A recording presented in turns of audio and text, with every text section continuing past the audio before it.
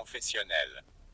Le colonel Silas s'est vu relever de ses fonctions et risque des poursuites pour avoir ordonné à ses éléments de faire une haie à l'honneur du porte-parole de la confrérie mouride.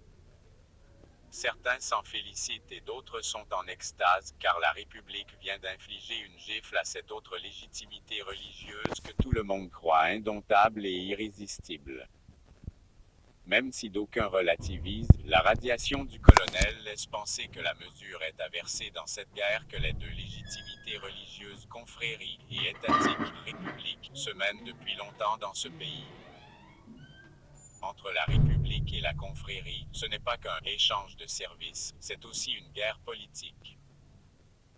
Les animateurs de cette République n'ont qu'un seul objectif, c'est celui d'effacer, d'encadrer ou de limiter les agissements de cet autre légitimé qui contrôle les populations. La République veut tout régenter sans contrôleur les hommes. La confrérie contrôle les hommes, mais n'a pas presque un projet politique. Qui aura le dernier mot? Maintenant, la bataille essentielle se joue sur les symboles. La radiation du colonel Silas va dans ce sens. L'arrière-plan est tout simplement symbolique, car combien de fois avons-nous vu des militaires danser du mouletté huguin à la télé? Donc ce n'est nullement le fait que des soldats enchantent les écrits de Serenituba et où ils se sont constitués en haie pour honorer le porte-parole de la confrérie des Mourides, mais une question de symbole et ou de crédibilité. Cette armée est-elle si crédible? Au-delà de cette radiation, on peut y lire beaucoup de choses. À l'analyser, l'on voit le conflit s'approcher. Tôt ou tard, il y aura un affrontement entre ceux qui veulent se libérer de cette république fantoche et ceux qui veulent non seulement le conserver, mais aussi l'imposer aux autres.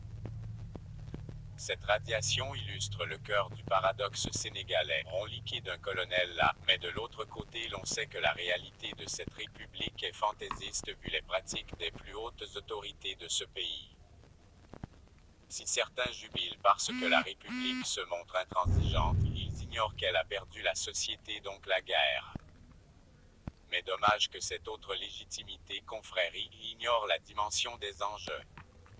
Et c'est là que réside le véritable paradoxe de nos confréries qui ignorent, on dirait, les au-delà.